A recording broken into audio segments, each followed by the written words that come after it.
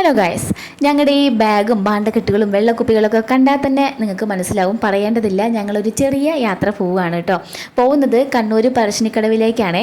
അപ്പോൾ ഉണ്ണിയേട്ടനും ചേച്ചിയും കുട്ടികളൊക്കെ രാവിലെ വന്നു. ഞങ്ങളുടെ വണ്ടിയിൽ ഞാനും ഏട്ടനും കുട്ടികളും ഉണ്ണിയേട്ടനും ചേച്ചിയും അതുല്യാണ് കേട്ടോ കയറിയിട്ടുള്ളത്. തീർന്നില്ല, ഞങ്ങൾ ഒരു വണ്ടിയും കൂടെ എടുത്തിട്ടുണ്ട്. ആ വണ്ടിയിൽ അഗി, വിദ്യ, കണ്ണപ്പൻ, പിന്നെ അച്ഛനും അമ്മയും അനുമോളും ആ വണ്ടിയിലും കയറിയിട്ടുണ്ട്. ഞങ്ങളൊരു ഉച്ചയോട് കൂടിയിട്ടാണ് കേട്ടോ ഇറങ്ങിയത്. ഇനിയിപ്പോൾ ഉച്ചാമ്പഴത്തേക്ക് വെച്ചുണ്ടാക്കി പോകുമ്പോഴേക്കും സമയം ഒരുപാടാവുമല്ലോ. അതുകൊണ്ട് ഞങ്ങൾ ഒരു ഹോട്ടൽ അങ്ങോട്ട് വെച്ച് പിടിച്ചു.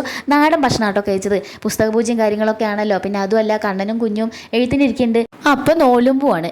അപ്പം ഞങ്ങൾ നാടൻ ഭക്ഷണമൊക്കെ കഴിച്ചു. 2 ദിവസം അങ്ങനെ തന്നെയായിരുന്നു. എന്നിട്ട് ഞങ്ങൾ വീണ്ടും ഞങ്ങളുടെ യാത്ര തുടർന്നു. ഇത് ഏകദേശം കോഴിക്കോടൊക്കെ എത്താറായിട്ടുണ്ട് കേട്ടോ. ഭക്ഷണം കഴിച്ച ശേഷം ചെറുതായിട്ടൊന്ന് മയങ്ങി എണീറ്റതിന് ശേഷമാണ് ഞങ്ങൾ പാട്ടൊക്കെ വെച്ചിട്ട് തുള്ളാട്ടം തുടങ്ങിയത്. കാറിൽ എത്രത്തോളം തുള്ളാൻ പറ്റും എന്നുള്ളതൊക്കെ ഊഹിക്കാവുന്നതേ ഉള്ളൂ. എന്നാലും ഞങ്ങൾ തുള്ളും. അടിച്ചുപൊളി പാട്ടൊക്കെ വെച്ചിട്ട് ഞങ്ങൾ ഒരേ ഡാൻസ് തന്നെയായിരുന്നു. അപ്പോഴേക്ക് 4 മണിയായി. 4 മണി ആയി കഴിഞ്ഞാൽ പിന്നെ എല്ലാവരുടെ കണ്ണും പുറത്തേക്കായിരിക്കും. നല്ലൊരു ചായക്കടയിൽ കയറിയിട്ട് ചായ കുടിക്കാനായിട്ട് അങ്ങനെ ഞങ്ങളൊരു റോഡ് സൈഡിലുള്ള ഒരു ചായക്കടയിൽ കയറിയിട്ട് പഴംപൊരിയും ചായയും കഴിച്ചു കേട്ടോ. അത് വലിയ പഴംപൊരിയായിരുന്നു. പഴം എവിടെയെന്നുള്ളത് തുറന്ന് നോക്കിയാലേ കാണാൻ പറ്റുള്ളൂ. പക്ഷെ നല്ല ടേസ്റ്റ് ഉണ്ടായിരുന്നു കേട്ടോ. അങ്ങനെ അവരുടെ വണ്ടിയിലും ഞങ്ങൾ ഞങ്ങളുടെ വണ്ടിയിലും കയറി. ചില സമയത്ത് അങ്ങോട്ടും ഇങ്ങോട്ടും ആൾക്കാർ മാറുമൊക്കെ ചെയ്യും കേട്ടോ. കണ്ണനും അർജുനും ആ വണ്ടിയിലായിരുന്നു. ഇങ്ങോട്ട് ചാടിയിട്ടുണ്ട്. ഇനി കുറച്ച് കഴിഞ്ഞാൽ അങ്ങോട്ട് തന്നെ ചാടും. അങ്ങനെ ചൊവ്വയിലെത്തി പുഴയും കടന്ന് ഞങ്ങൾ നേരെ മുത്തപ്പൻ്റെ സന്നിധിയിൽ എത്തിയിട്ടോ.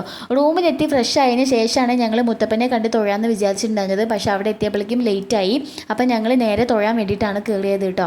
അവിടെ എത്തിയപ്പോൾ വെള്ളാട്ട് നടക്കുന്ന സമയമായിരുന്നു. അതുകൊണ്ട് അതും കണ്ട് മുത്തപ്പനെ തൊഴുത് അനുഗ്രഹമൊക്കെ വാങ്ങിയിട്ടാണ് ഞങ്ങൾ പുറത്തിറങ്ങിയത്. വെള്ളാട്ട് നടക്കുന്ന സമയമായതുകൊണ്ട് നല്ല തിരക്കുണ്ടായിരുന്നു കേട്ടോ. എന്നാലും തൊഴാനൊക്കെ പറ്റി.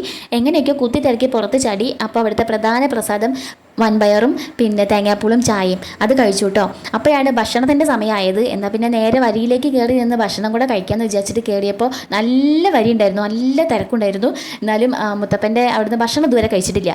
അപ്പം ഞങ്ങളെല്ലാവരും കൂടെ അവിടുന്ന് ഭക്ഷണമൊക്കെ കഴിച്ചു. ഒരു അമ്മാവൻ വലിയൊരു പ്ലേറ്റൊക്കെ എടുത്ത് തന്നു. എന്നിട്ട് ഞങ്ങൾ അവിടുന്ന് ഭക്ഷണം കഴിച്ചിട്ട് പുറത്തിറങ്ങിയപ്പോൾ ഇതാ കൺകുളിർക്കെ ഒരുപാട് സാധനങ്ങൾ. എന്താണെന്നറിയില്ല, ഈ വക സാധനങ്ങളൊക്കെ കണ്ടു കഴിഞ്ഞാൽ ഒരു സൈഡ് വലുവാണ്. ബാക്ക് നിന്ന് ആര് വിളിച്ചാലും ചെവിയെ കേൾക്കില്ല. ഇനി അതൊരു അസുഖമാണോ എന്ന് അറിയില്ല കേട്ടോ. എന്തായാലും ഞാനും വിദ്യം കുറേ കമ്മലൊക്കെ വാരി വലിച്ചിട്ടിട്ടുണ്ട്. അതിൻ്റെ അപ്പുറത്ത് അതാ കുട്ടികൾ വണ്ടികൾക്ക് വേണ്ടി വാശി പിടിക്കുന്നു. അതാ പൊട്ടി 500 രൂപ അകിയുടെ. ഇനി ഇവിടെ നിന്ന് കഴിഞ്ഞാൽ ശരിയാവില്ല എന്നും പറഞ്ഞ് ഞങ്ങളെ വലിച്ചുകൊണ്ട് നേരെ റൂമിലേക്കാണ് കേട്ടോ പോയത്. 3 ബെഡ് അടങ്ങുന്ന വലിയൊരു റൂമാണ് ഞങ്ങൾ എടുത്തത്. അപ്പോൾ റൂമിലെത്തി പിന്നെ ഞങ്ങൾ ഫ്രഷായി.